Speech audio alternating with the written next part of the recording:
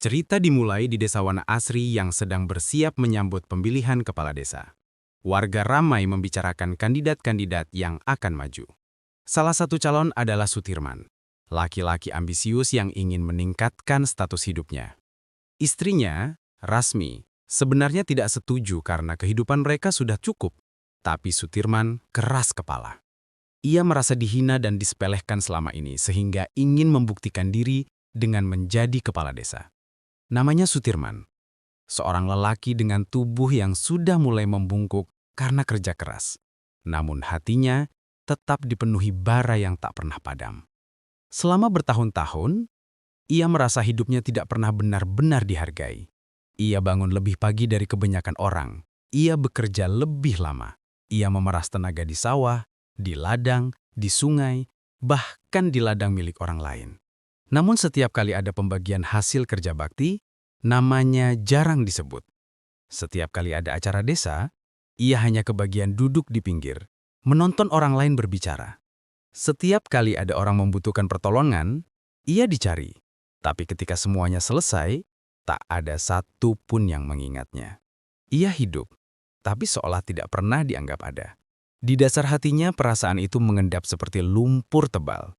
Semakin lama semakin berat, semakin lama semakin pekat, sampai akhirnya menjadi dendam kecil terhadap dirinya sendiri, terhadap nasibnya, terhadap orang-orang yang dianggapnya tak peduli. Dan dari dendam kecil itulah, setitik ambisi mulai tumbuh. Kecil, lalu membesar, lalu menelan akalnya sedikit demi sedikit. Sutirman bermimpi menjadi kepala desa, tapi bukan karena ingin mengabdi, bukan karena ingin memajukan Wana Asri, bukan pula karena ingin membawa kebaikan. Ia ingin menjadi kepala desa karena ingin dihormati.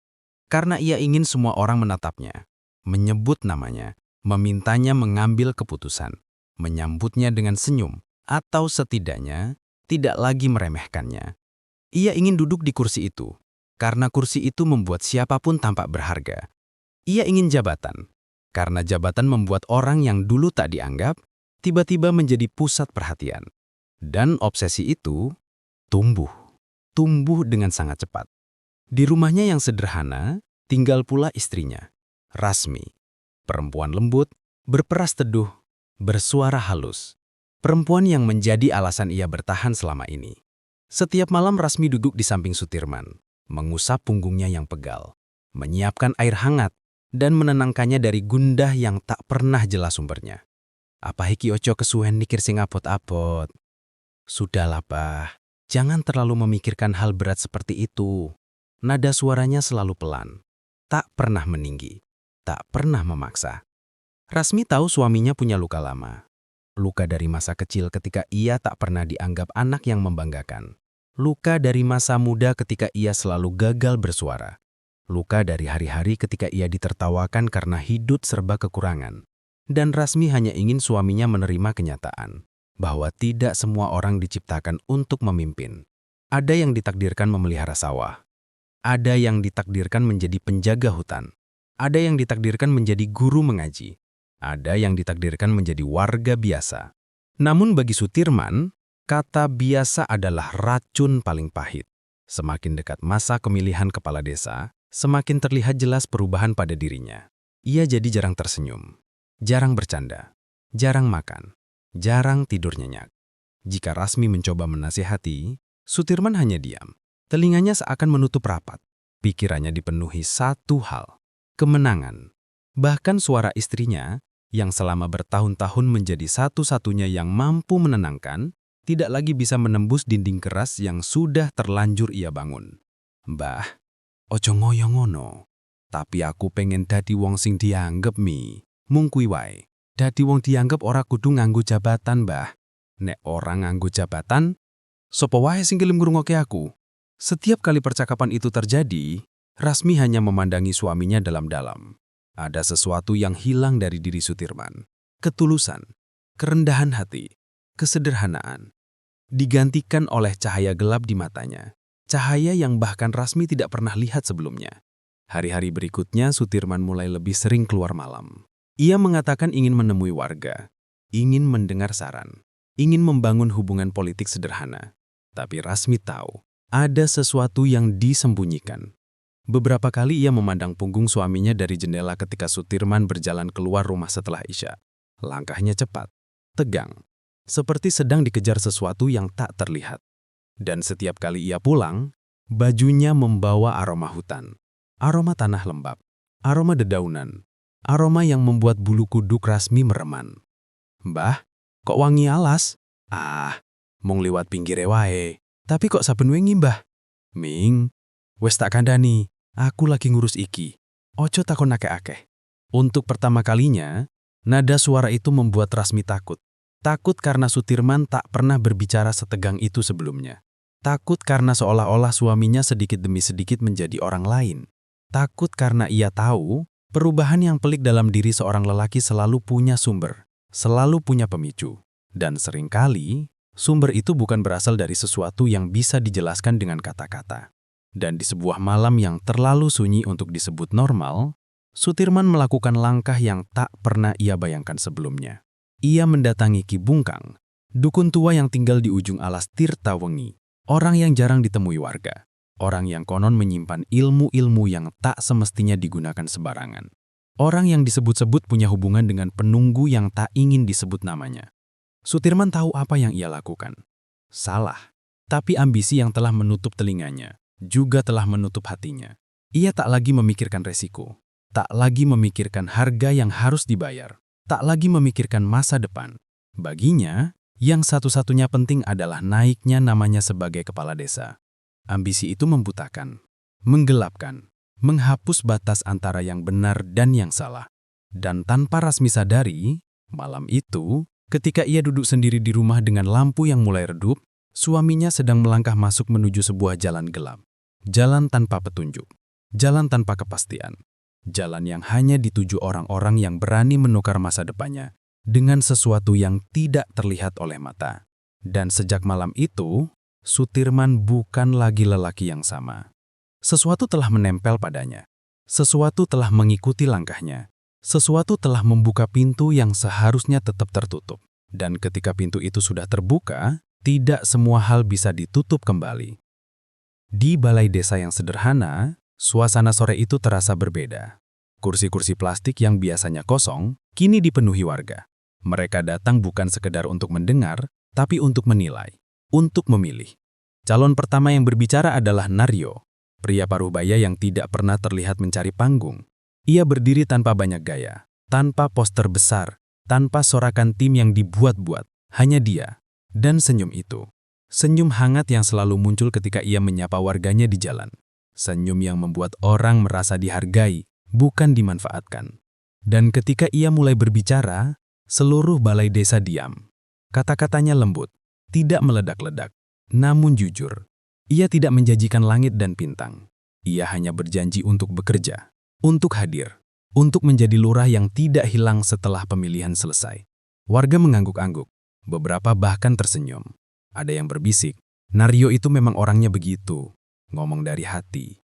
Dan semakin lama ia berbicara, semakin tampak jelas. Sutirman, calon lawannya, mulai gelisah.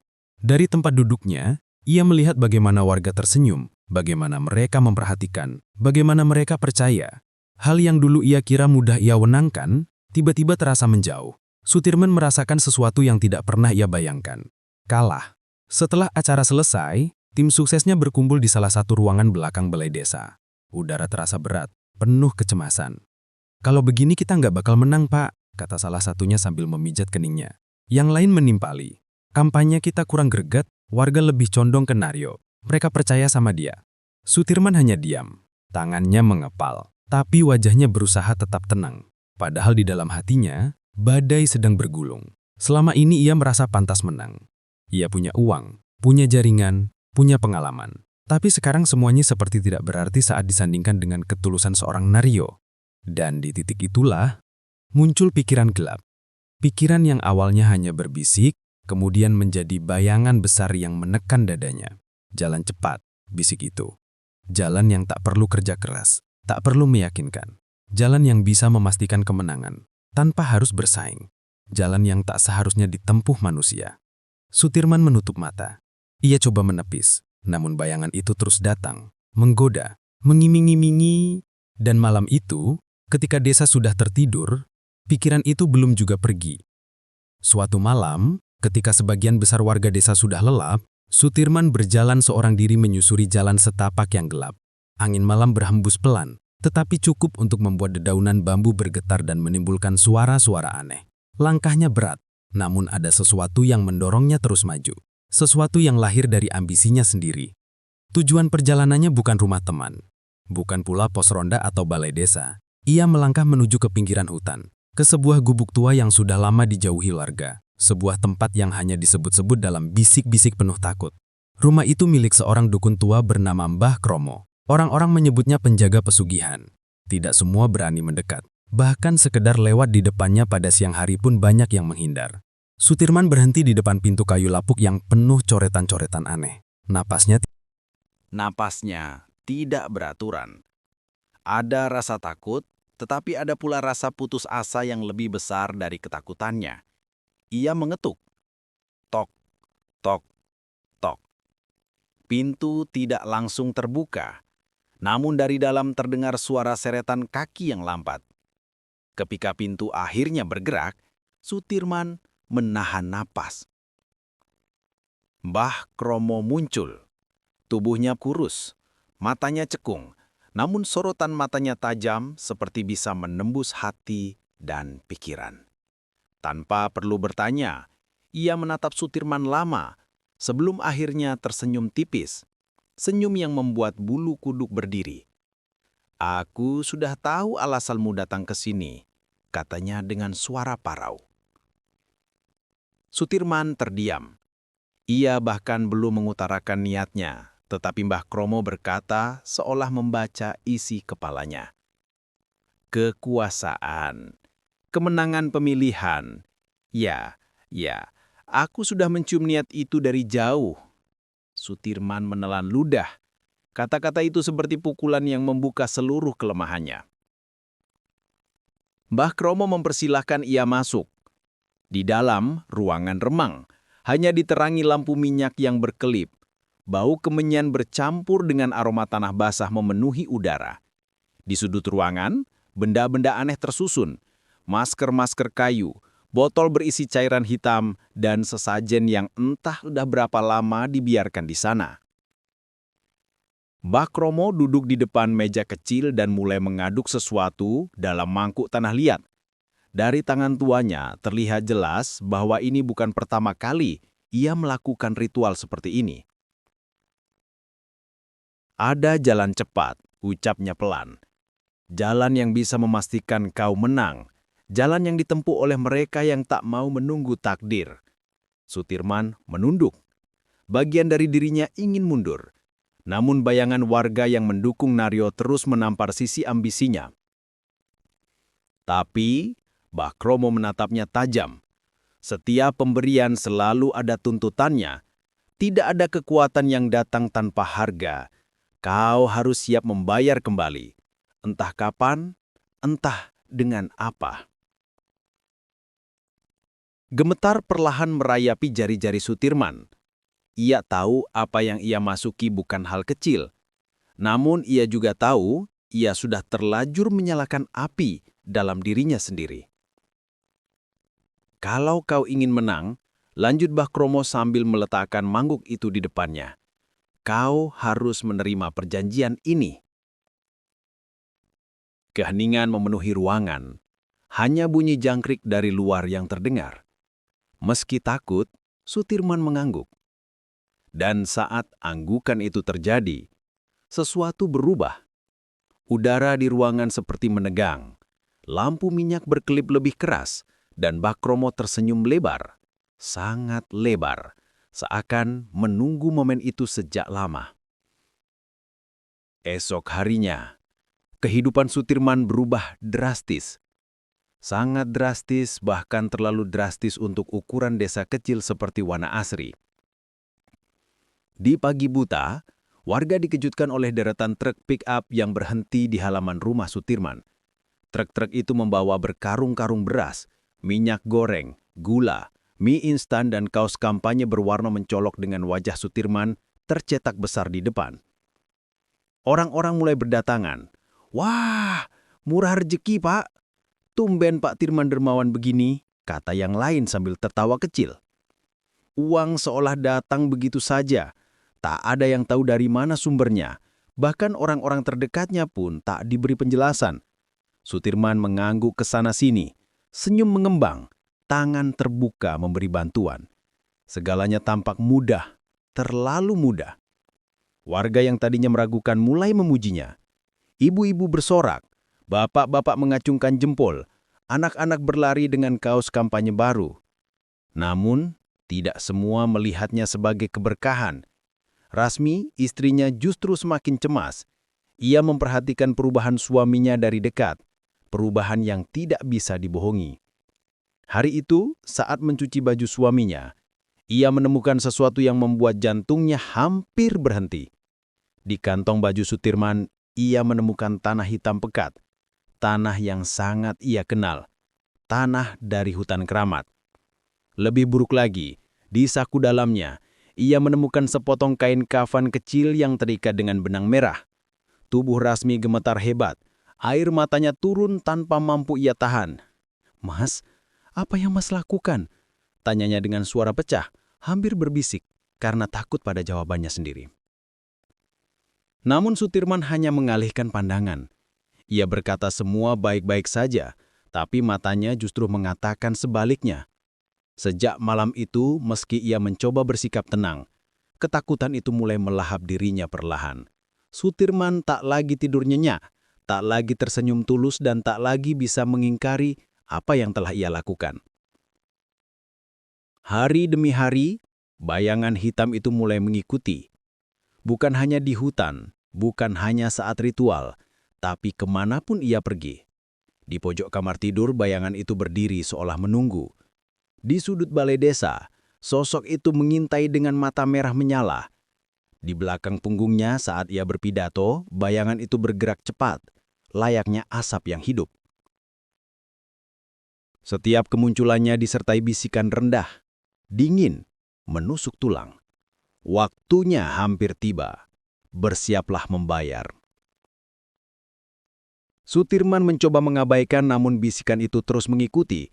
Kadang dari belakang telinga, kadang dari bawah tempat tidur, kadang dari balik pintu kamar mandi. Tidurnya tak pernah nyenyak. Setiap malam ia terbangun, napas tersenggal, keringat dingin membasahi tubuhnya. Ia merasakan seperti ada sesuatu yang duduk di dadanya, menahan napasnya, meremas jiwanya. Bayangan itu tak lagi sekedar pengingat. Itu adalah ancaman. Akhirnya, hari yang ditunggu tiba. Seluruh warga datang ke TPS. Ada yang membawa keluarga, ada yang datang sambil ngobrol santai, ada yang sudah yakin ingin memilih Sutirman karena kebaikannya belakangan ini. Sutirman berdiri di antara kerumunan, mencoba tersenyum. Namun matanya kosong, kosong seperti orang yang sudah tahu nasib buruk sedang menunggunya. Dan benar, hasilnya keluar pada sore hari. Sutirman menang telak. Beda suara sangat jauh. Warga bersorak, ada yang memeluknya, ada yang menabuh kentongan. Anak-anak menari dan berteriak, "Hidup Pak Kades!" Sutirman tersenyum, tetapi senyum itu kaku, dingin, dan penuh ketakutan. Ia tahu, kemenangan ini bukan hadiah. Ini adalah pemanggilan. Malam itu rumah terasa sangat gelap. Lebih gelap dari biasanya. Seakan lampu tidak cukup kuat untuk menembus kegelapan yang memenuhi ruangan. Lampu berkelip pelan. Kedipan yang tak wajar. Angin dingin tiba-tiba meniup tirai dari celah pintu yang tertutup. Entah kenapa Rasmi merinding hanya dengan mendengar suara angin itu. Rasmi duduk di samping suaminya, menggenggam tangannya erat. Tangan Sutirman dingin, sangat dingin. "Mas, kenapa badanmu seperti es?" tanyanya lirih. Sutirman tidak sempat menjawab, karena saat itu juga pintu rumah terbuka dengan sendirinya, pelan namun pasti. Dari luar, kegelapan merayap masuk seperti kabut tebal. Dari kegelapan itu muncul sesosok bayangan besar, hitam, samar, dengan aura yang sangat menekan. Suara berat itu bergema menggetarkan dinding rumah. Waktunya membayar janji. Sutirman berlutut, kaki gemetar hebat. Tangannya terangkat, memohon. "Jangan ambil istriku, jangan ambil dia, ambil apa saja, ambil semuanya."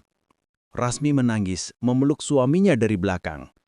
Makhluk itu tertawa, tawa yang sangat panjang, sangat dalam, seakan tawa dari lubang neraka. "Yang paling kau cintai bukan istrimu." Sutirman terdiam, napasnya tercekak. "Yang paling kau cintai adalah dirimu sendiri." Jeritan panjang memecah keheningan malam. Jeritan yang begitu memilukan, seakan berasal dari seseorang yang melihat neraka tepat di depan matanya. Setelah itu, hening. Sunyi total. Keesokan paginya, warga menemukan jasad Sutirman di tepi sumur tua di belakang rumahnya. Tubuhnya tergeletak tanpa bergerak, seakan dijatuhkan dari ketinggian. Wajahnya pucat, bibirnya membiru, dan matanya terbuka lebar, menatap kosong, seakan masih melihat sesuatu yang mengerikan tepat sebelum napas terakhirnya. Rasmi menangis dalam diam, tidak menjerit, tidak meraung, hanya menangis dengan suara yang begitu pelan, pelan seperti seseorang yang sudah tak punya tenaga untuk marah pada takdir.